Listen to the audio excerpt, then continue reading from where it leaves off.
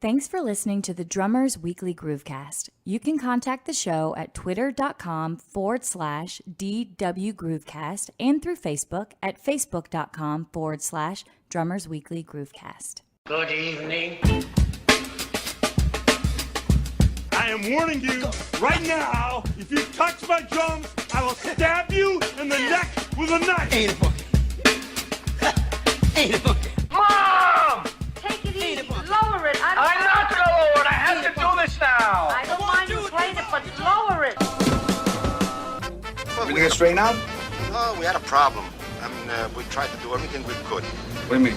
Well, you know what I mean. Next! Little trouble there. You're rushing. Yeah, well, you know, that's just like your opinion, man. Yeah!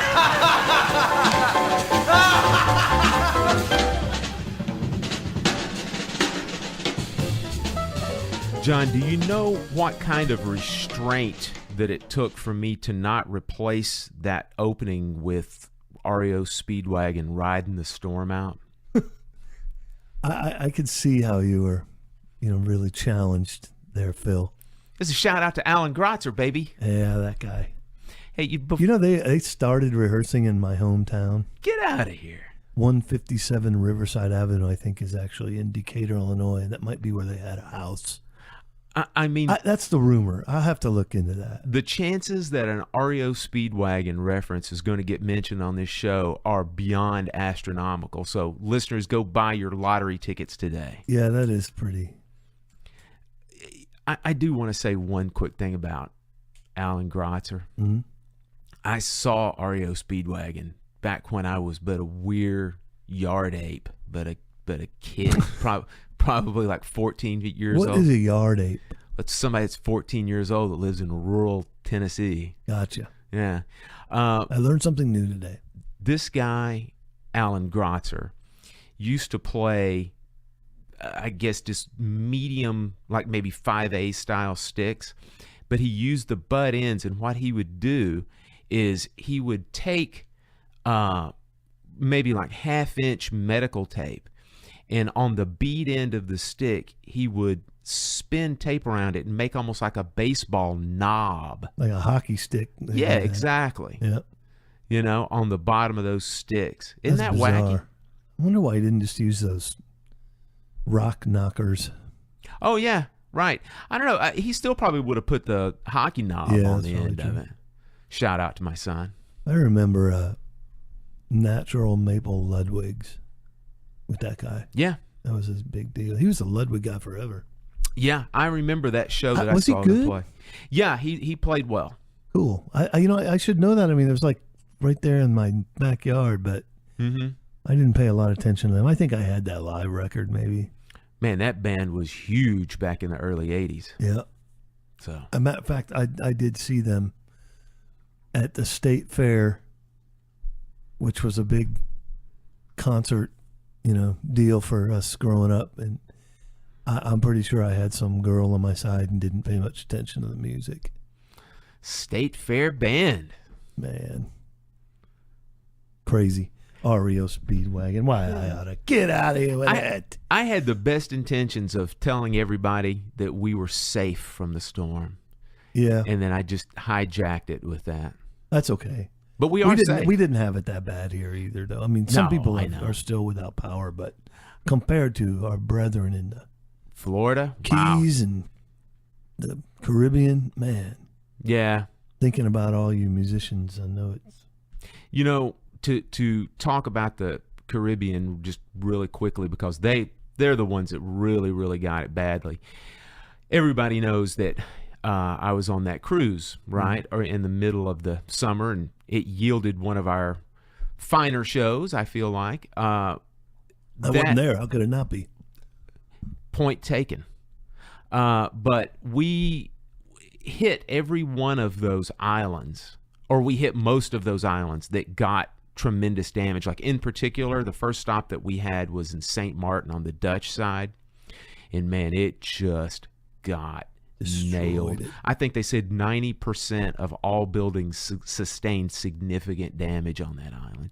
And it is, if you have never been there before, it is absolutely just a beautiful, quaint a little island with a lot of historic buildings and stuff, or it had a lot of historic buildings. But yeah, we wanted to throw out our thoughts and prayers to those folks, man, that have been affected by that, because like John said, we certainly got some, but it was no more than just a bad storm up here. Yeah, we didn't even lose power, which a lot of people around here did, but right, got really lucky. How about all those people on Facebook here in Atlanta that we know that were marking themselves safe? That was a little bizarre to me. Yeah, I don't know how they were prompted, which is, I don't know. That was just sort of weird. But I kept thinking about, I have acquaintances with incredible vintage drum collections, kind of strewn throughout that path that you're just like, oh, what happened? Did anybody lose anything? And haven't heard of anybody, just being wrecked, but you got to figure some people have lost some stuff, and that's always a drag. Better than their life, of course, but. Yeah, it seems like the big issue here are like falling trees. There's a lot. If people are not familiar with Atlanta, we've got a ton of trees in Atlanta, and I think that was the biggest thing. Yep, no doubt. Yeah, had a lot of people that, of course, lost power and lost some utilities and whatnot. And a few people, I think, are still probably without them, but it's definitely on the smaller side of that now. Yeah. So just know the Drummers Weekly Groovecast, we got you in our thoughts, folks. So, John, I'm particularly proud of our topic today. Awesome. That might bring about some energy and well, but do you know why focus. Though? I mean, for you. Well, I don't know that I have ever heard this topic covered in the way that we're going to cover it, because we've got a little bit of a unique slant on it. Yep.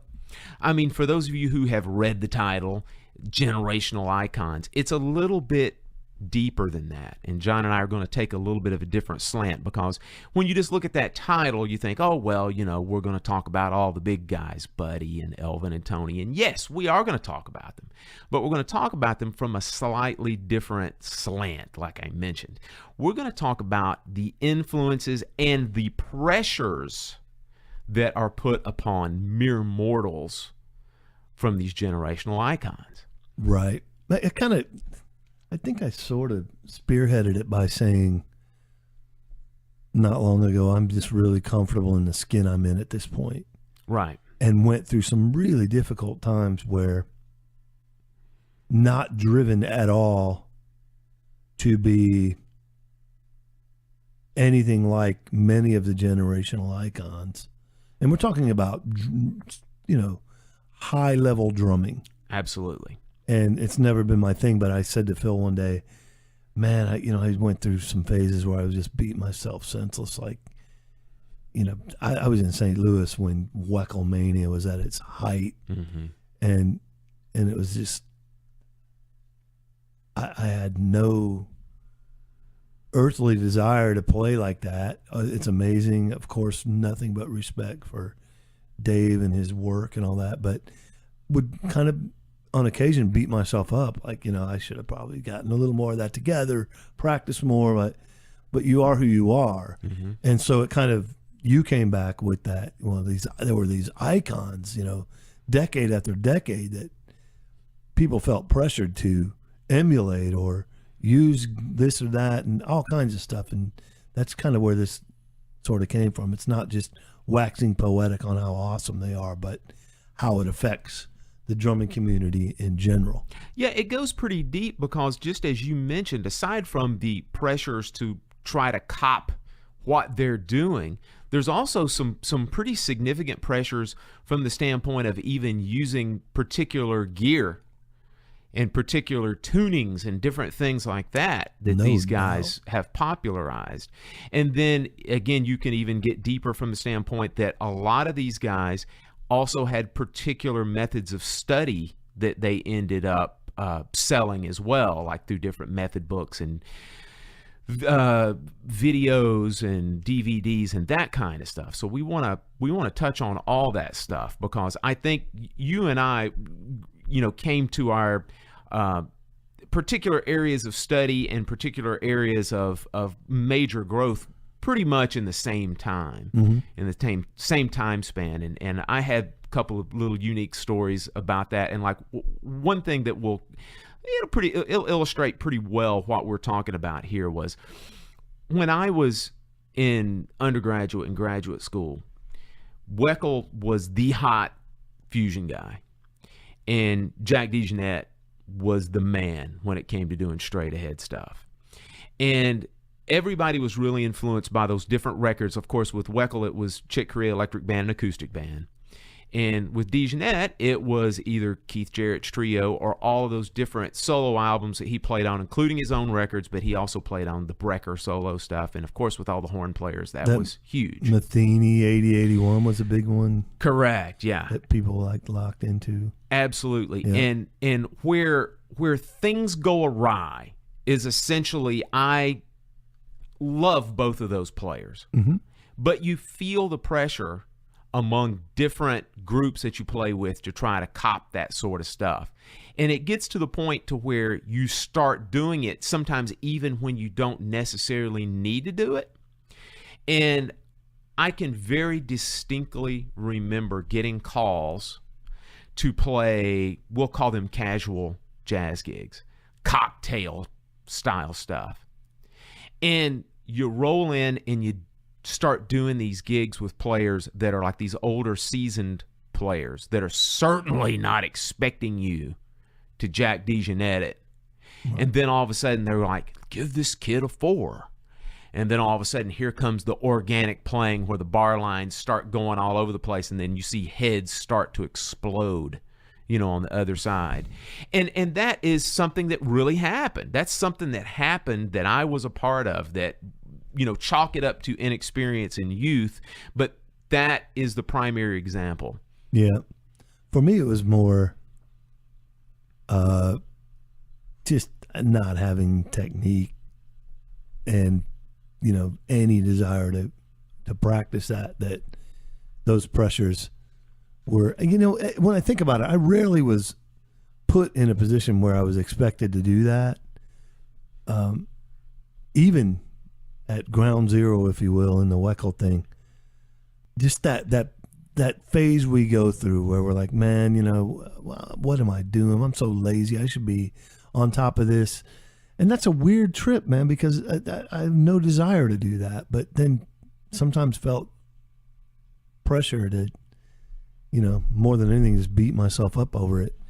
That's a strange thing. And I know a lot of people go through that. Sometimes I don't even know if you realize it. I agree. And I mean, there are times that you might play with people that you respect and you hear them talking about that sort of thing. Man, did you hear Weckl on this? Did you hear DeJohnette on that? Did you hear Kalyuta on this? And then there's that subtle, very subtle kind of pressure as far as like, maybe I should start kind of copping that kind of a thing with this guy since I respect him and I want to kind of give him what he's hearing. That sort of thing. And an even more direct thing that used to happen to me was in, again, undergraduate and graduate school, I would get called on to play on different people's recitals. Mm-hmm. So you'd play on some saxophone player's recital, and he starts, putting out the stuff from the Michael Brecker solo albums, like Nothing Personal and different tunes like that. That's DeJohnette all over it. It's hard to even hear those songs with a different interpretation than that. Oh, Yeah. And it's like you get on some keyboard player's, recital, and they want to play King Cockroach or Got a Match from the Electric Band. You can't even hear that stuff. It's hard to conceptualize it in any other fashion than those type of recordings, which were the only recordings at that time. So they had to be the definitive recordings. Sure. And just at a level that is undeniable too. So you feel that pressure, like, man, I can't just play Got a Match, like, laid back and organic. It's like, everybody's just going to be like, what are you doing? Yeah, there's just it'd probably be pretty cool, but yeah, there's just a certain feel to it and a certain expectation that you kind of have to lean toward, have to get into it. Sometimes it's written for those people as well. I mean, yeah, so you get into this, Chick wrote tunes specifically for that band, and the player's abilities, and so that's hard to get out of that musical place when it's that focused on an individual style. Certainly, and I mean you can also even think about it from the standpoint of, like, let's take again that Brecker record that Jack DeJohnette's all over, right? Again, not to disparage another player, but I mean it's hard to conceptualize having someone like Lewis Hayes on that record. Were those tunes written with Jack DeJohnette, in mind? Maybe, maybe not. But I mean, the times and dictated his sort of playing on that. And Brecker, of course, had done many recordings with DeJohnette, including 8081, like you were talking about, that Matheny record. Yeah, He's all I over love that. that record. Oh, that's arguably my favorite Matheny record. I thought what we would do is we would first name a little list of some of the type of folks that we're going to consider these generational icons. And it's important to note, we're going to throw our caveat out here. This is not a definitive list. This is not all of them. I'm sure that everybody can chime in and send us their folks that they would like to add to that list. But our thinking when we develop this list is it's drummers who have a very personal style, and also drummers that are in musical situations that allow soloing, or soloing is even encouraged. Now, there are plenty of generational icons that are wonderful timekeepers, that are primary timekeepers, guys like Ringo, Charlie Watts, and to some extent, John and even I discussed Stuart Copeland as well. These guys are not on the list. We want to concentrate more on people who, again, have these very definitive styles of playing and timekeeping and almost soloing inside of timekeeping, and of course ones that were allotted a good amount of solo space. So let's just take it from, I started it in the 50s, and of course there were generational icons in the 20s, and you go back and talk about Baby Dodds and Papa Joe Jones and that type stuff, but I started it in the 50s, and I've only got one name down on that one, and I mean, this guy's not only a generational icon, but a universal icon. How about Buddy Rich, John? Yeah. Tough to leave him off the list on any level, especially, there were players that were just hearing him like, what's the point? Yeah. He just took everything to another level. There's no doubt. And just the sheer force of his playing, putting drums in the forefront, probably more than anyone had. There's certainly some showcase drummers that were absolutely amazing, as you pointed out. But emulating, feeling the pressure to be on that level, which is almost impossible. Yeah. I will say this about the 50s, though. There are a couple of the beboppers you got to kind of give some shout out to, just stylistically. Absolutely. One of them is the guy that ends our intro every week. Yep. And Max, like forward thinking. So there was some of that. I don't want anyone to lose sight of the fact that we realize, there's, as far as emulating, there was something, but in the sheer, like, almost crippling way. Yeah.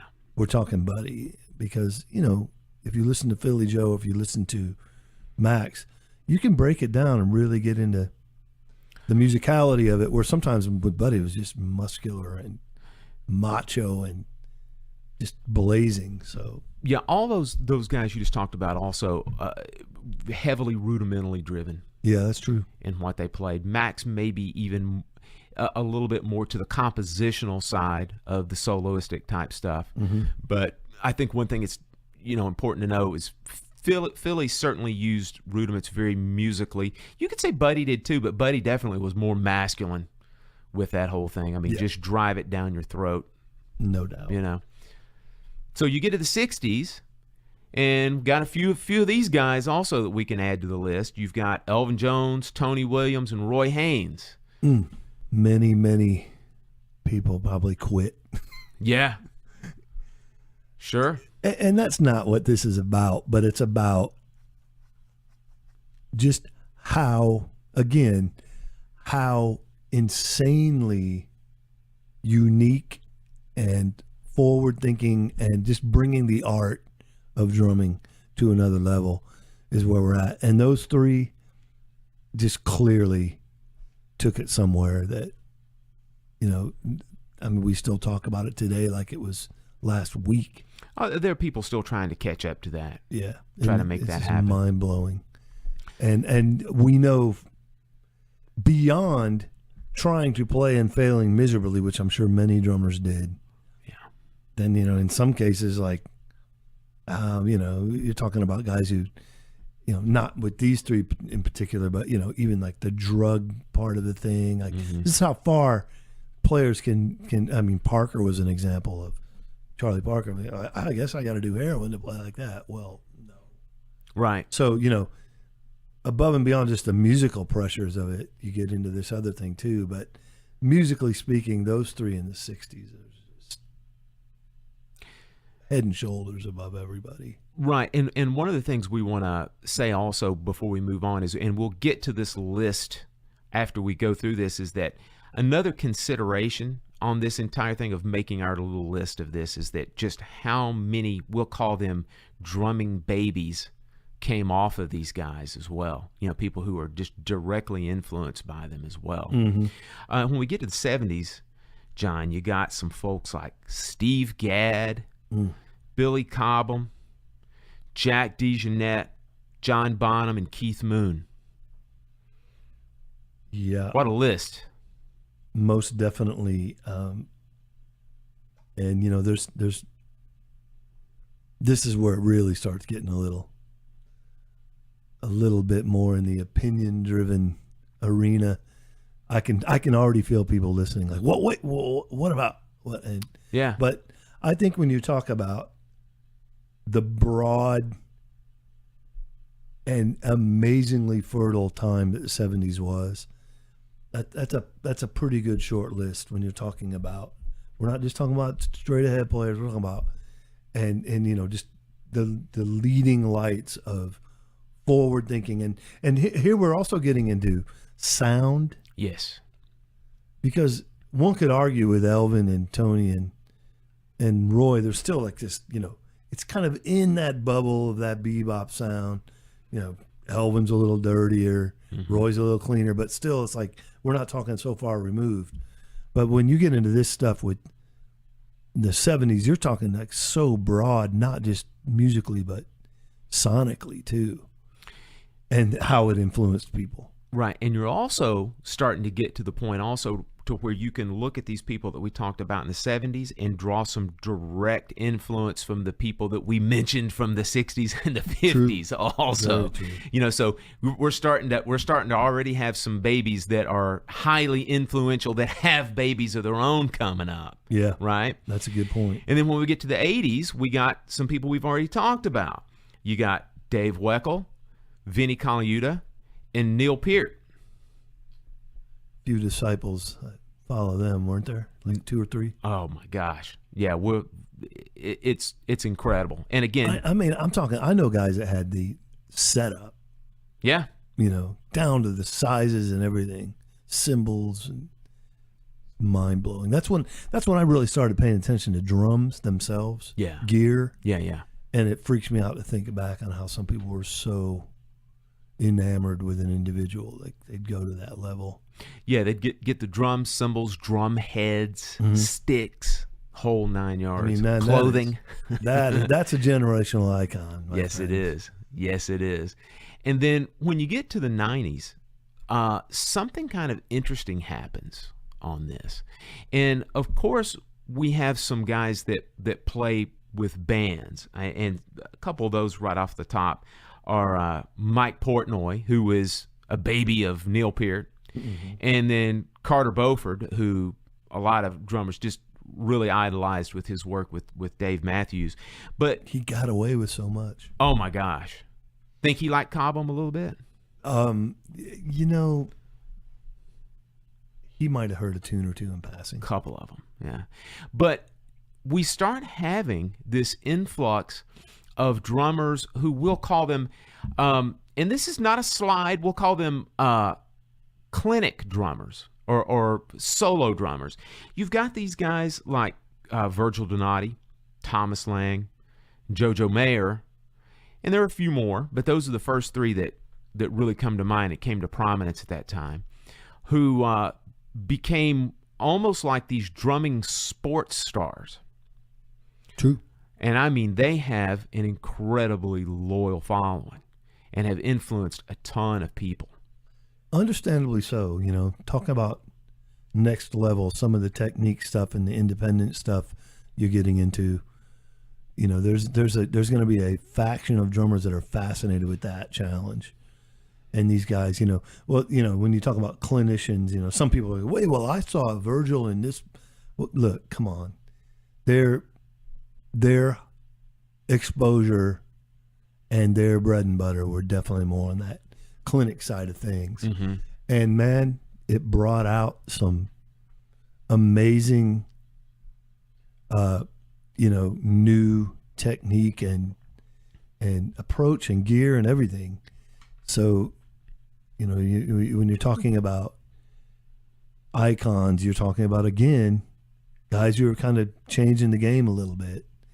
And on the independent side, though plenty of these guys we've talked about had amazing independence, you're getting almost more into the scientific and, you know, the athletic side of things at this point. It's really unbelievable where the technical and the independence aspect of things went in the 90s. Yeah. Because if you really sit down and think about it for a minute, if you go back and you look at pretty much the standard bearer, the hallmark of just overall technique, Buddy Rich is way up there, right? He pretty much held that torch for decades, Mm-hmm. right? And then you saw Weckl in Caliuta take it and maybe further it some, right? And then all of a sudden in the 90s, you have somebody like, and let's take Jojo Mayer for a second. Did it ever occur to you that there could be technique to the level that he has perfected? It never occurred to me that could actually happen, the things that he does with his hands and with his feet pedal-wise. It's absolutely astounding. Is it something that you could use in the most practical of settings? Maybe not. It's the kind of thing that Jack Bell talked about just having like technique headroom. Mm-hmm. But I mean, it's really impossible to fathom that kind of technique prior to seeing him do that. Well, what's really even more fascinating to me is there are kids out here pulling that together. I have a student that can do some of the Jojo Mayer stuff, some of that real fine motion push-pull things with the fingers. That's absolutely incredible. Yeah, absolutely incredible. That's what these guys do, though. Yeah, they spawn these, mm-hmm. you know, kids that are like, man, I got to get that. I got to figure that out. And you know, you're going to have a percentage of players that are that driven. Well, which leads us to the 2000s of where you came up and you said, man, that was the decade and really coming to the forefront of gospel chops. Brilliant call, Mr. C. Yeah. You're talking about the wicked combination of Weckl's advanced linear thing combined with the independence of these clinician type guys. Mm-hmm. And then the best of the best, undeniably great feel and limitless ability to somehow end up on one. Yeah, and you know, it's crazy. Limitless opportunity almost. That's a good to point. be able to play that style as Encouraged. well. Encouraged, correct. I've seen video where I don't remember who it was. It might have been Chris Coleman. It might have been somebody, definitely a name guy, was playing at playing behind an artist, and it was weird how they were almost like in a pit, if you will. Mm-hmm. And there was this big stage where the star was up there and doing it and whatever. They're kind of back in this pit. So there was these 5 or 6 guys standing behind this drummer because they weren't seen by the audience, maybe, or whatever. And they are hemming and hawing and cutting up with every fill, like it was just entertainment and egging him on. And it was almost like this dude, he kept throwing stuff at him.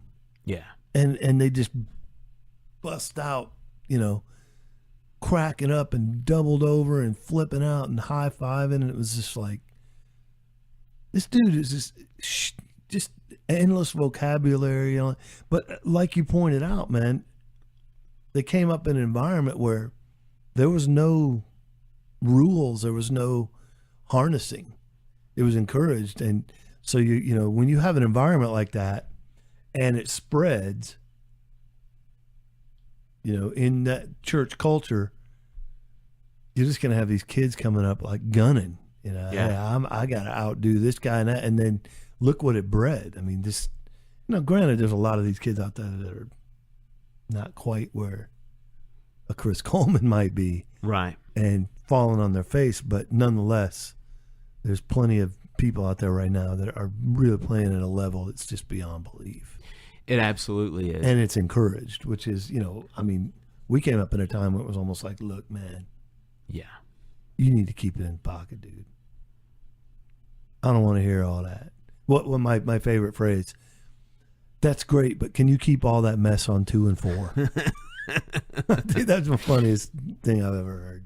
You ever think of that cartoon also? It's the 2-panel cartoon where the one drummer's playing all the notes. You can see the notes flying over his head, and there's a guy that's going to hire him that's standing there, and he goes, hey, that's really great. And then it goes to the next panel, and it's a kid just going, boom, bap, boom, boom, bap. And the same guy says, you're hired. Yeah, we were definitely from those circles. Yeah. But, man, it is mind-blowing what some of these guys are playing now. And just, what always fascinates me, too, is the level of trust that they have gained. Yeah, that's with true. The players playing with them. Because, man, I mean, think about that. Just going off the deep end. And these guys are like, yeah, man, I got it. Here we are. 1. Oh, okay. Yeah, it's very much the old concept of, standing out on a limb and sawing it off, with the other hand, and then being able to land on the next limb. Incredible. Is very much what it's like. And I thought we'd finish it off with someone of the present that is well on his way, if already not a generational icon, that seems to be mentioned in every magazine, every podcast. Although I'm going to say this might be the first time that he's been mentioned on our show, and that's Mark Juliana. Yeah. Guy is definitely thinking outside the box. Has a lot of influenced. Has a lot together. Mm-hmm. There's some guys that are coming up and kind of running the same circles too, that are doing some awesome stuff with like kit and keyboard and all that kind of stuff. Like there's that kid. Who's that kid that used to live here? D'Antonio Parks. Right. Yes. Yeah. That dude. And there's a kid on the West Coast. There's another guy named Nate Wood. Yeah. That's doing some amazing stuff. So there's this little circle of players that are kind of coming out of that. And Mark is definitely leading the way, but I think it's D'Anthony Parks. That's it. That's what it is. Yeah. He's doing some incredible stuff. And so there's what's that video, that Knower band going around right now, that guy? Yeah. West Coast dude, he's doing some neat stuff. Anyway, man, again, forward thinking, why would we be surprised that isn't happening? It's happened, it doesn't stop at Tony. Yeah. Yeah. And so I thought part 2 of this, before we get to this thing about influences in gear and education, is we could go through and take some of these folks that we just talked about and talked about some of the most direct influences to other drummers that we're aware of. Mm-hmm. And I started it off on the list. I put Elvin down, and some of the more direct influences that you can draw straight lines to are, of course, Jack DeJohnette. Jack DeJohnette's a huge Elvin fan. Then if you go into the rock idiom, you've got guys like John Densmore from The Doors, tremendously influenced by Elvin. Mitch Mitchell from Jimi Hendrix, of course, hugely influenced. And then Ginger Baker from Cream, also big influence. Yeah, I could hear that. Yeah. Definitely. I think Brian Blade, I hear a lot of Elvin in his playing, and doing it very well. Yeah, I can't go without. I mean, because he's got that whole organic thing and that free flowing thing, but a lot of that 3/2-ish stuff, all kinds of amazing stuff. There's another guy in town that has that pretty together. Yeah. And you go to Tony. Now No, you got to say his name. I'm not saying it. Come on. Yeah. Anyway, you go into Tony, all right. And again, the list is huge, but there's two very direct influences that Woody. Sorry, Keena. Tony's influences, or people who have influenced directly that you can hear, and one of them is scary to the standpoint that I've heard her play a few times that I thought it was Tony, and it's Cindy Blackman. Yeah. Cindy Blackman, Santana. Sound, everything. Yeah, drum setup, Just the whole 9 owning yards. it. Yeah, Totally. just flat out owning it. And then also, I think it gets lost sometimes that because they're relatively close to the same age, but Lenny White, a lot of influence, man, from Yeah, I Tony hear that. Williams. A lot of influence there. And again, the list just goes on and on and on, but those are two in particular. Something that I think is worth mentioning also, Steve Gadd. Also, when you hear Steve Gadd play swing, a lot of times, man, you hear that quarter note hi-hat thing that Tony would do, where he'd play quarter notes all the time. Direct influence from Tony. His ride patterns a lot of times too. Yep, absolutely. Broken up like Tony's, and even some of the sound. Yeah. Of the cymbals, not of the drums, but right. Then when you go with Roy Haynes, boy, how about a little influence on Bill Stewart? He maybe. Yeah. I mean, Dan, talk about sound and touch. Mm-hmm. Yeah, big time. And I know he'd own that in a minute. Absolutely. There's no doubt, man. His snare drum alone kind of just says sorry. But there's also that humor in his playing, like Roy had. Roy had a lot of humor in his playing, like really fun, and I always get joy when I hear Roy play. I do too. And Bill makes me laugh. Mm-hmm. I know. And the other person I was going to throw in there also, who's another contemporary of Bill's, and I sometimes can hear a lot of Bill's influence on this guy and vice versa, is Ari Honig. Mm-hmm. I can hear Roy and Ari Honig as well. Yeah, I see that. Clean and yeah. And then when we get to Gadd, how about Tom Brechtlin, Dave Weckl, and Vinnie Colaiuta? Absolutely. Yeah, definitely. I mean, they all played Yamaha. Yeah. They all were like all taking that linear thing and kind of, taking it even further. Similar tuning. Similar, sounds and everything. Yeah, very much so. They could lose me. Yeah. So, they got a lot in common. Absolutely. But Steve Gadd's probably the most obvious. When you go to Cobham, I got a couple of interesting ones down here on this. We've already mentioned Carter Beauford. Mm-hmm. How about Sonny Emery? Oh, I he even said as much, didn't he? Yeah. Then you got Dennis Chambers, of course, also. Absolutely. Big influence. Single stroke stuff, man. Yeah. I don't think of, although Sonny has all that linear stuff together at this point, but like I remember early on hearing him, he has a lot of single and doubles, a lot of that, Billy's influence in there. I hear a lot of Cobham and Smitty Smith from time to time as well. Is that right? Yeah. That's crazy. I haven't paid enough attention to him to know, but I believe you. Smitty has got 6 single strokes. I believe that. I think Smitty is a good combination of Cobham and Tony in a lot of ways. I think there's a lot of that in there, especially when you hear Smitty play more fusion-y kind of stuff. When I hear him play with like Steve Coleman in the Five Elements stuff, I hear a good bit of some Cobham creeping in there. And have you ever wondered, and have you ever thought about Simon Phillips as well in regard to being influenced by Cobham? Oh, no doubt. I mean, think about the setup. Think about just the style of playing. Yeah. Oh, definitely. His multi-tom fills are absolutely influenced. Yeah. Then when you get to Jack DeJohnette, again, you got Bill Stewart, Brian Blade. In some ways, also, it's hard to tell a little bit on this chicken and egg thing, but I've also thought about Bob Moses as well being influenced by Jack, because they're relatively of the same age. Jack's probably a tad bit older, but they played in that group Compost together. Yeah, and it's also, I mean, man, if you're playing with Miles, I don't care if you're the same age as some dude. Yeah, they're checking it out. Yeah, they're learning and copying and all that, because if you're playing with Miles, you're about as good as it gets. Yeah. You're setting the bar, which is what he demanded. So why?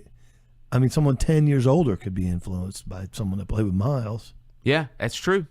You think there's, don't tell me when Tony was 17, there was some 27-year-olds like, whoa. Yeah. It definitely happened.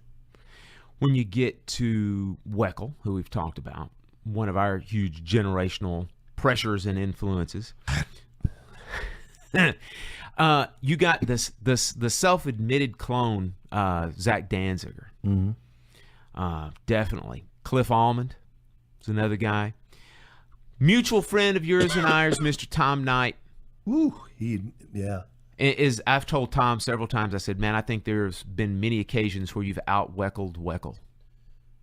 Tom has all that facility and chops, but he's very creative. So it wasn't just he wasn't just rehashing. He's funky, man. Plus, he can break boards without a shirt on. And sound like $1 million. Oh my God, his voiceover. We need to have him on the show just so he can talk into a microphone. And then, John, you very wisely said that you could easily draw a direct line from Weckl to the Gospel Chops guys. And I think you are dead on. Man, there's no doubt. And the guys who really have that together will tell you in a minute. There's going to be some weird, like, nah. I've seen some people play that game, like Weckl, whatever. It's like, come on, man. If you go ask the real serious guys that are really doing it, they'll say in a minute they liked Weckl. Absolutely. There's no doubt. And it's okay. It's okay, guys. Yeah. And when you get to Bonham, you got the obvious ones, the guys that I just love that are just Bonham creations, Bonham babies from the ground up, are Bobby Chenard, who we've talked about on the show before, and also Leonard Hayes, who we've talked about on the show. Lost both of those guys. They're both gone, but boy, I mean, direct influences. I think what's that guy that played with Hart? He was another one. Mike DeRozier? He had some. That's a good call, man. Bonham influence. Very good call. Yep. And then, of course, Bonham's son. Oh, I mean, duh, right? Yeah, he's sort of influenced by his dad a little. I mean, and we could sit here and we could talk about all the hard rock drummers from the 80s and whatnot, but the reason that we chose those guys that we talked about in particular is that, again, these are guys who owned it.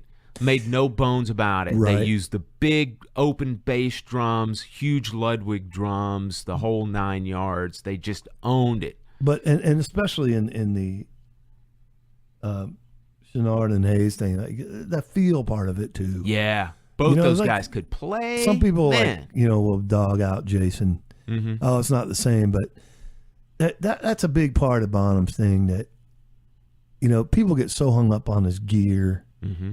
And his distant sound and all that, but his feel trumped everything.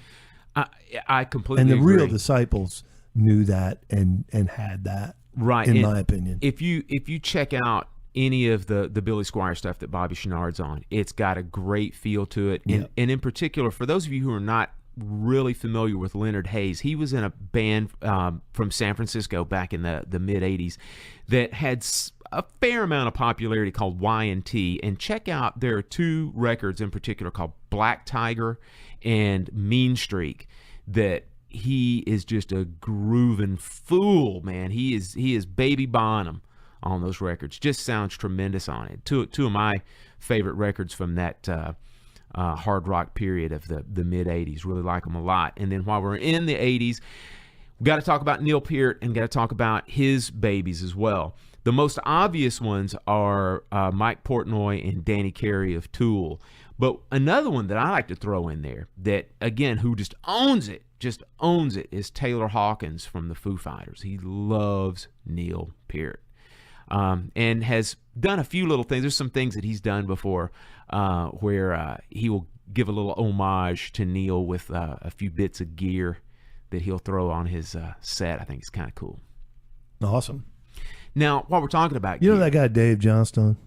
I think I know that dude. He likes those hot dogs, Bonham and a little bit. Peart. Yeah. I just see some videos of him every once in a while. He can play a little bit. He all right, man. So while we're talking about gear, how about that name dropping, folks? While we're talking about gear, he's just sitting there like, shut up. Let's talk about some pieces of gear that you just about had to have. And I'm going to be first one to admit, man, I owned and still own a couple pieces of this gear that were influenced by these generational icons. And the first one I want to throw out, John, that's not on the list, but it's absolutely worth mentioning. And it's something you just take for granted now. But if you're going to be playing any straight ahead stuff, you got to have some old Ks or old K style sounding cymbals. And I mean, does anybody have more just definitive sounding old Ks than Tony and Elvin? No, that's a big hunt.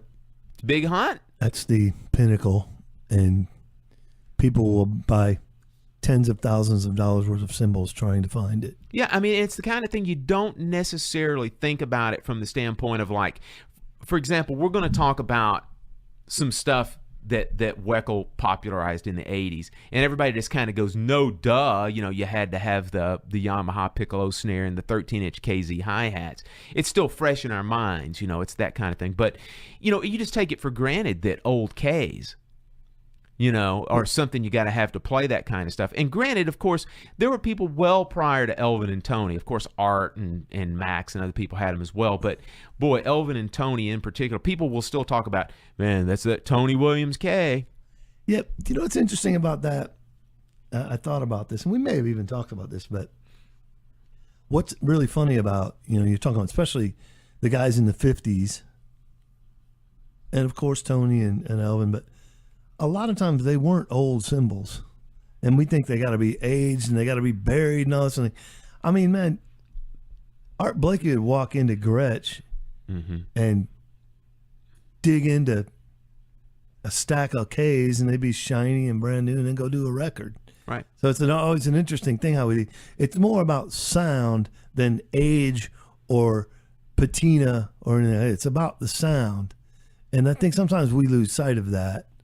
Because I've had newer cymbals that might sound closer to a Tony Williams ride than the 7Ks I've owned, that none of them were that great. So right. It's just like we get lost in this talking about influence. Sometimes it's not the smartest route to take. Well, to me, the Bettis that I've got is more K-like from the prototypical K that we think about than the Ks that I own. Right. Absolutely. Yeah. That's a funny thing though, man. People chasing that, you know, $1,500 for this 20-inch K, and they get it and it's a dog. It's like, well, and also, you know, the icons that brought that whole sound to prominence. A little bit at of the touch. pick of the litter. Yeah, a little and bit we're of touch monsters. from them. Yeah. Yeah. We could all play that ride cymbal Art Blakey played, and it'd sound totally different. So one of the things I want to talk about regarding gear are the things that were brought to prominence during our time, especially of the 80s. If you want to throw in Weckl, Gad and Coluta into a little bundle there real quick. Back in the 80s. Yeah. Again. Man, you had to have Yamaha drums, didn't you? Yep. Specific sizes. Mm-hmm. Some guys even the finish. Yeah. We talked earlier about I know some people that went that far. Yeah. And it was crazy. And if you were into Gad in particular too, how about the Evans hydraulic heads that he used to put on those Yamaha drums? Yep. So that's another biggie. Then I already mentioned for when you got into those mid 80s, you had to have those 13-inch KZ hi-hats. Those were just John is like gritting teeth right now, and I'm going to be the first one to admit also that was a weird experiment right there that did not hold up because Dave's not playing those anymore. Neither's Coluta. I think I've owned 20 sets of 13-inch hi-hats. Yeah. I've never, ever played them on a gig. Yeah. I just don't connect with them. And that's not to be cool. It's just we get locked into something sometimes. And my point is a lot of guys play them, and I wonder how many people were like, I'm that crazy about them, but I got to play them. Well, and Peart also, we're going to talk about his gear for a little while. Peart was a huge fan of 13-inch new beats. And think about that, man. Think about that for a minute. Think about that was a power rock band he was playing. He was playing 13-inch new beats. And it's amazing how many guys who played in rock bands that wanted to get that Neil Peart vibe going playing 13-inch new beat hi-hats. Crazy. It is crazy. And then also, if you want to take it to the most ridiculous level, Dave Weckl had drum shoes. I knew guys that bought the Weckl drum shoes. I know you did too, John. Not own them, but I know you knew people that had Weckl drum shoes. I bought them and then made my girlfriend wear them because I had this weird fetish for drum shoes on girls. I feel like that might make the best of 2017, what you just said there. Yeah. Oh, God. They're kind of Capezio-like looking shoes. Almost like ballet slipper looking kind of things. Yeah. Let's keep going. Okay, let's talk about Bonham. Thank you. Bonham had a ton of gear-related baby stuff that came out.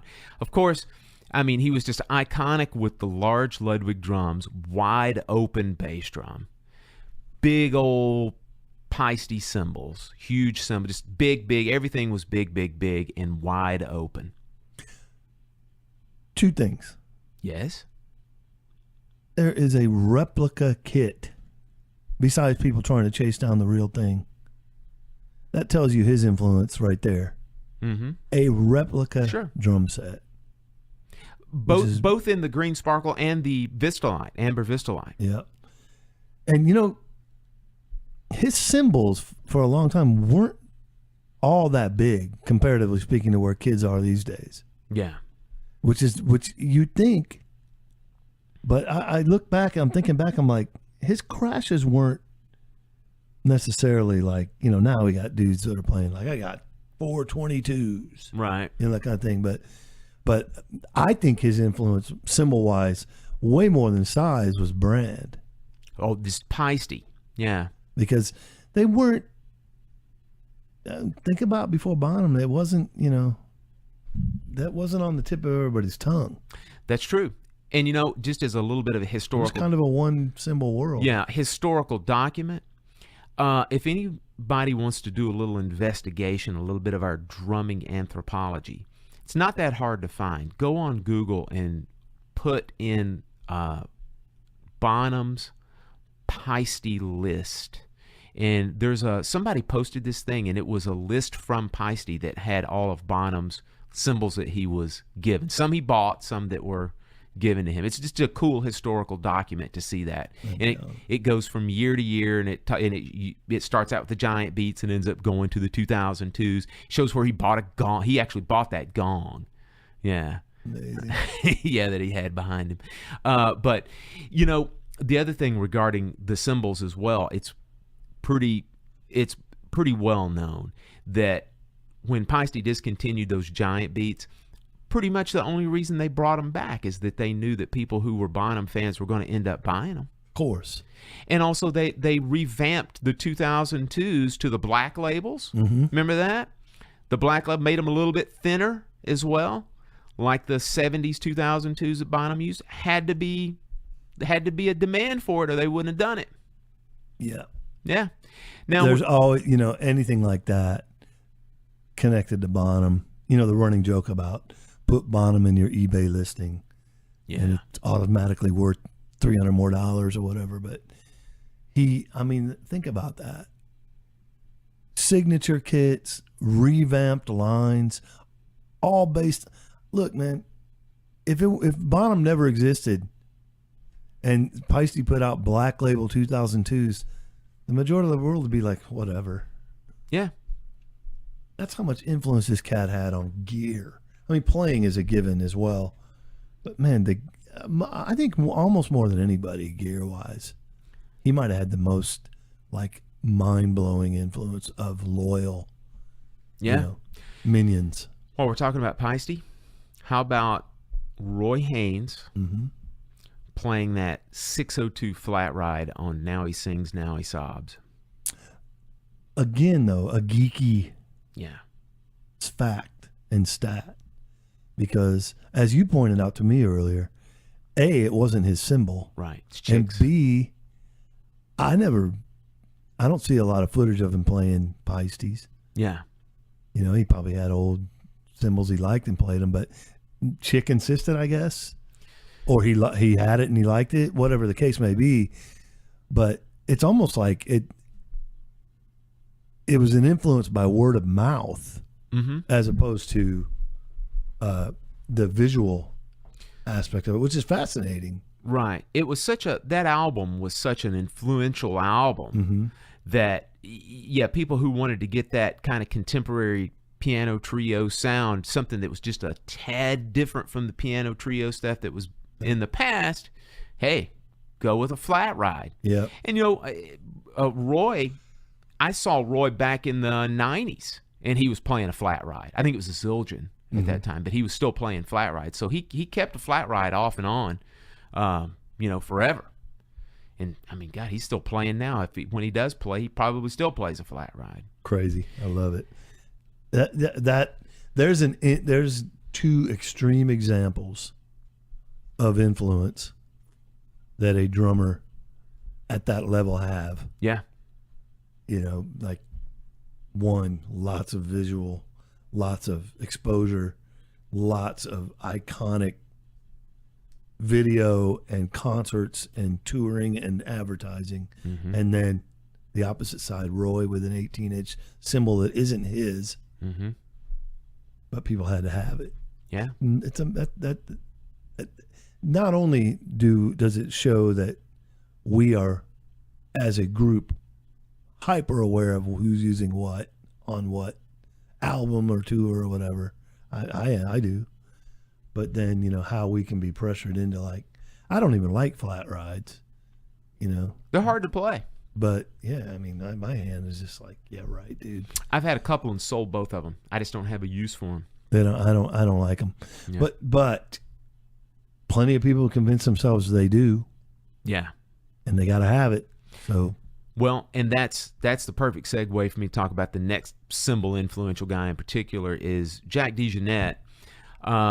For a guy who played a whole ton of straight ahead stuff, he really went against the grain as far as cymbal sounds. Yeah. When people were wanting cymbals that had more spread, a little bit of a darker sound, he went with brighter sounding cymbals that were really dry. Some of them were dark. Some of them were dark and dry as well. But let me tell you, I distinctly remember going to Nashville with a friend of mine, and the reason we went to Nashville so he could go to the drum shop and he could buy an Earth Ride. Remember those things? Because that was the closest thing that he could get to a DeJohnette sounding ride cymbal. Oh. He bought an Earth Ride. Dennis Chambers. And played one too. Mm-hmm. Yeah, that's just someone that just is in a different world. Jack's he's hearing and thinking of things that we're not, and then in turn leading the way to people chasing that. Flat ride. The other thing, who else comes to mind is Gottlieb. Oh, And don't get me started on that guy, man. He is one of the most criminally underrated musicians on the planet. Mm-hmm. I will say one thing, and then I will step off my flat ride. I'll step off my soapbox. And essentially, it's the style of playing that he created in the Matheny group, in my opinion, is the last significant stylistic advancement that has been made in fusion and in jazz. That's just completely and totally different. And that's it. I think, yeah. I mean, there's always people that are, being creative and doing things like that, but like a complete approach. Mm-hmm. It's hard to argue that. And and then you also think about how locked into what he wanted to do, because you can't have, like, we could pull up 10 symbols of our own, each of us, and play, and it wouldn't work. Right. Because there was a really focused, calculated, distinct sound he was going for. And in playing that way, it had to be flats and dry, or getting out of the way, definition, and all that. And I mean, fascinating. And if you want just even more evidence and proof of his incredible influence and just unique ability to create something new for that style of music, look at all the drummers, and it's just a few that came after him that still play with Matheny in the Matheny group. They play the same style, even on different music. Now, I'm not talking about the old tunes like Phase Dance and San Lorenzo and stuff, but even on the newer music that Matheny is recording, they are still copying a Gottlieb vibe over top of that music. It makes me think that that's what Pat is asking for. It absolutely is, but somebody had to create it. I agree. Yeah. I'm just thinking, like, that's how much of a stamp and a impression Gottlieb left on an iconic musician being Pat Metheny, that to this day, in his recent recordings, there's that it's still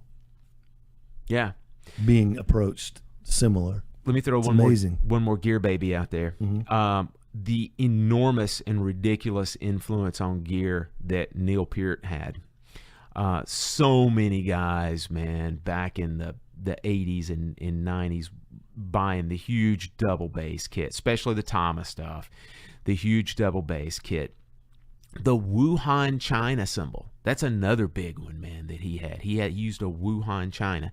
Mentioned before, those 13-inch new beat hi-hats. A lot of guys that played in big rock bands used 13-inch new beat hi-hats. And then you just had all that accessory percussion that he would take on the road with him. I knew guys that had no business buying orchestra bells, would buy orchestra bells to buy all those little tiny cowbells, cha-cha cowbells, and all the different bells that they would use on there. Yeah, they all got that from Peart. Well, here's an interesting thing in bringing that up. I was leaning on this Bonham thing about he's got a signature kit. He's got they recreated it, and people will spend significant amount of money. Well, I can only think of two other guys that happened with. Buddy, he definitely, that Slingerland, iconic Slingerland kit, which he didn't even like, which is funny to me.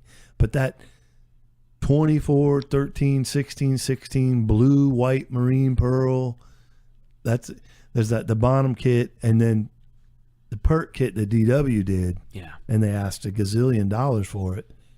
Who else had to that level and that price point, and who else has had those? I don't know if it was offered, or if it was offered, how long it stayed that way, but maybe a Tony kit in the Tony Williams yellow. Yeah. Gad, a black Yamaha, even when he came out with the signature stuff, which was a little different than I would personally go after. I'd go after what he used, which was recording customs, but Gad had one, but it was a little more reasonably priced too, though. Yeah. And the Tony stuff was the price of a Gretsch kit. Absolutely. But the Bonham and the Peart and the Buddy stuff were like, hey, you could buy this drum set in a different finish, exact same thing, and it might be $5,000 less. As insane as that may be. Yeah. Because, I mean, if you'd have bought a DW kit in the exact same sizes as that Pert kit, it would have been less. That's true. That's just mind-blowing, man. That's true, but they know that there are people. They wouldn't build those things, man, if they didn't know they had some people No that would want to question. buy it. No question. John, I want to finish up this topic talking just briefly about these generational icons. Some of them had complete and total methods that they sold as well, courses of study. Mm-hmm. A few of them, man, that come right off the top of my head. How about Weckl? I mean, Weckl, not only did he have his play-along, which everybody had, man, when I was in school. Everybody had that play-along. It was so well done. I'm going to give him mad props on that. The charts, the book that came with it, the play-along, the sound of it was just tremendous. That's Dave to a T. It is, isn't like, it? Leave no stone detail. unturned. Yeah. But how about this, man? He also, just in an ancillary fashion, made the New Breed course of study a must-have course of study. Yeah. And that book now, that thing has lived on to the point to where it's now a definitive method, man. It's something that any serious student at one time or another is going to have a brush with New Breed. So, I mean, it's kind of interesting how that influenced that. You know, how he had his own stuff and then stuff that he even studied. Mm-hmm. You know, and you could say the same thing about Vinny. Vinny, you know, studied up in Boston with Gary Chafee, and those patterns books that Chafee published. Those things, man, Chafee owes a lot to both Steve Smith and Vinny in particular in popularizing those books as methods of study. Yeah, that's true. There's all kinds. Never heard of much outside of. I know. Yeah. The stalwart students of Berkeley. Yeah. That's what I meant to say. But anyway, yeah, they became like mentioned in an interview, or Vinny fawning over this breakthrough he had because of this. Yeah. And then that book just went. And then even if there's not very specific courses or method books to study, you've got just general overall personality traits and just general overall playing traits that guys tried to cop, of course, as well. Mm-hmm. You know, and you've got people like Elvin and Jack DeJohnette in particular, with that whole style of like organic playing and that whole thing of not being so straight up and down in your phrasing. Contemporary phrasing, that kind of stuff. That was all the rage, man, you know, being able to play that kind of stuff and playing over bar lines and organic things that are not necessarily metrically able to notate down, that sort of thing. Just being able to play that and study that was all. That's what got me in trouble a few times going through that. And then, of course, you've also got the different things like Vinny's Odd Times, Billy Cobham's Odd Times, Billy Cobham's Single Strokes, Gadd's militaristic rudimental stylistic things. I mean, those were all things that guys got to study him, be able to play like him. We got to go down that pathway, got to learn that kind of stuff. That's what they did. That's what I'm going to do. So I think all those are different ways that guys have learned how to play that. Then you got all the DVDs and videos that are out now from everybody that have to study that stuff as well. Have to. John, you want to finish up and do our underrated drummer of the quarter, as you like to say? Apparently I have to. What you got? I'm going with a funky Scottish feller named Robbie McIntosh. He was the original drummer in Average White Band. And I had kind of revisited some of that not long ago, and I was like, man, this dude is killing it. And I remember we were laughing.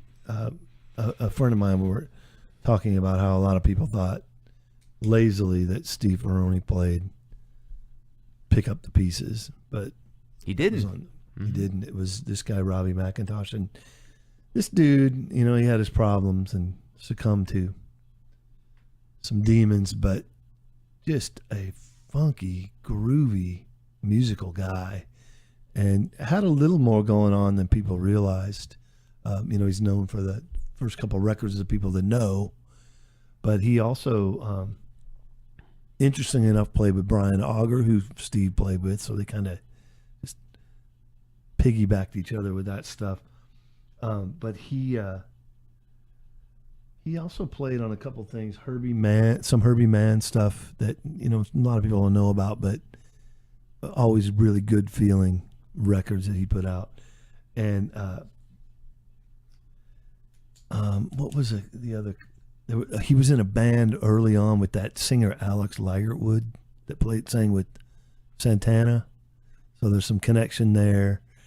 And the coolest thing is he played on some of the Chuck Berry London sessions, which are fascinating, and some of that stuff is really, really good. I love the know. chess stuff, but yeah, I don't know how much he played on it, but I know he did some of that.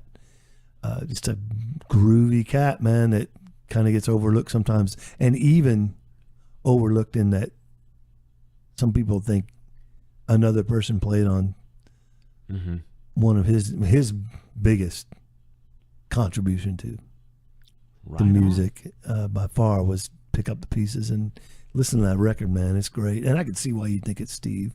Yeah, it makes perfect sense. Yeah, they're definitely cut from the same cloth, but pretty cool. Just happened onto that the other day, and then realized, like, man, nobody talks about this guy. John, my guy suffered from some, we won't say similar, but say he had some demons as well. Yes. This is not only the underrated drummer portion of the show, it's the troubled drummer portion of the show. And I went the jazz route this week, and it just came from listening to some records that I hadn't heard in a little while and just enjoying how great that stuff felt that I was listening to. And the drummer in question today is Roy Brooks. And Roy Brooks was a jazz drummer from Detroit. What? Yes. A drummer from Detroit? That you like? Yeah. I know it's an anomaly. That is a first. Nobody else came from up there by the last name of Jones or Chambers or any of those other hacks. Yeah. So another guy from Detroit. And the stuff that he came to prominence on, and the stuff that I really enjoy listening to, is he played on a handful of Horace Silver records back in the late 50s and early 60s. He was on Horoscope, Silver Serenade, and also part of the record Song from My Father. So he's on some pretty iconic records. I'd say. Yeah, he also played with a little old guy from Detroit that was is a decent piano player, a guy named Barry Harris. Played on some of those records and did some work with Barry as well. He also played on a series of records that Chet Baker put out back in the mid-'60s that these records were put out in the same kind of a response and the same reason that Miles put out that series of records like Steamin', Relaxin', Cookin', and all that other stuff. Yeah. Miles needed to get out of a record deal, but he owed the company 5 records, and so he did 5 in like 3 days. Knock him out. Chet Baker did the same thing and almost had the same titles as well. Yeah, he had like Cool Burnin', Groovin', Coming On with Chet Baker Quintet, and Roy Brooks was a part of those 5. There were 5 records that were also put out at that same time. They were all done in the same studio over 2 or 3 days. It's a lot of the same guys, man, that are on the Horace Silver stuff, like not Blue Mitchell, but Junior Cook is on there. And so it's a lot of similar guys. Interesting. Yeah, that are on there. So that's a good set of records to check Roy Brooks out on. And then there's a solo record that he put out in the early 70s that's just this kind of a wacky, kooky, kind of a soul jazz record called The Free Slave. And it's got some really cool stuff on there. It's got some great solo material on there. It's got a lot of those kind of straight 8th note soul jazz tunes. George Coleman's on there, Woody Shaw's on there, Cecil McBee plays bass. So there's some just interesting things, man, that are on Watermelon Man kind of vibe. Sort of, yeah, but a little more out. Okay. Yeah, that kind of fits Roy's personality. And then also during that same time, it's worth mentioning that he played in Max Roach's percussion ensemble called Maboom. That was a group that was Roy Brooks, Ray Mantilla, of course, Max, and then Freddie Waits played drum set in that group and percussion as well. And then one of the things that Roy was... Joe Chambers. Joe Chambers was in that group as well, sir. And one of the things that Roy came to popularity with is in that percussion ensemble and in a few other different settings as well, Roy played musical saw. Yes. Musical saw. See? Saw? See? He saw what? A saw. He saw a saw? He saw the seesaw by the seashore. But yeah, I don't see it. Go to, if you guys want to do a little bit of drumming anthropology, get on YouTube, search for an interview with Roy Brooks. It's a 1989 interview, and has him playing drums, it has him speaking, and it also has him demonstrating and playing musical saw a little bit. So yeah, check out Roy Brooks. And also just wanted to mention that he was a fellow that had his demons as well. He did a little bit of prison time due to some indiscretions that he had. He was hospitalized off and on. Just had a variety of different mental issues that he had. He passed away back in 2005, but his body of work speaks for itself. So check out Roy Brooks. You think he was tripping about the icon setting the bar? Yeah, very possibly could. I know that would have driven me crazy. I mean, he was right behind Elvin Jones. You know? Yeah, every gig he did in Detroit, they'd talk about Elvin. John, let's finish this sucker up. Okay. As we leave the folks for this week, I think we absolutely have to make another one of these announcements that we have to make every so often. It's an unfortunate announcement, but we lost another great. This time again, not a drumming great, but an icon. Boy, an icon, an influential guy of every genre, man. He crossed a whole bunch of different genres. We lost Walter Becker a little over a week ago. And those of you not familiar with Walter Becker, shame on you. He was half of the team of Steely Dan, half of the band of Steely Dan with Donald Fagen. And we also want to throw out there, shout out to our buddy Lee Falco, who has recently been with and is still with Donald Fagen on the solo tour. Donald ended up having to cancel the rest of his North American dates, not only due to the death of Walter, but also has fallen ill himself. So we want to send some best wishes out to Donald. Indeed. Yeah, and of course the guys that we gotten to know that played with him in the Night Flyers. So big shout out to Lee Falco as well on that. John, anything else you want to say to these folks before we get out of here? Buy the gear you want. Play how you want to play, and enjoy generational icons. But don't be compelled. Just do your thing, man. If you want to be buddy, that's cool. If you don't, that's okay too. Email us. We're at drummersweeklygroovecast@gmail.com. Interact with us on social media. You can find us on our Facebook page, facebook.com/drummersweeklygroovecast. And you can also tweet to us. Follow us on Twitter. We are DW Groovecast. Tweet to us, twitter.com/DW Groovecast. We love you, love you, love you. When you get a chance, leave us a quick written review on iTunes. We are climbing up the ranks. We're climbing up the charts. Anything you can do for us by leaving us a review, it helps other people find us, listen to the show. Tell people that you love us. Tell your friends. Tell them to listen. Tell them to go find us. Subscribe today. We're available on iTunes, Google Play Podcast, Stitcher, Podbean. Anywhere you find your favorite podcast, you can find us. If you can't find us, shoot us an email. We'll point you in the right direction. Until next week, this is Phil signing off for John. Bye-bye. See you next week. Bye-bye.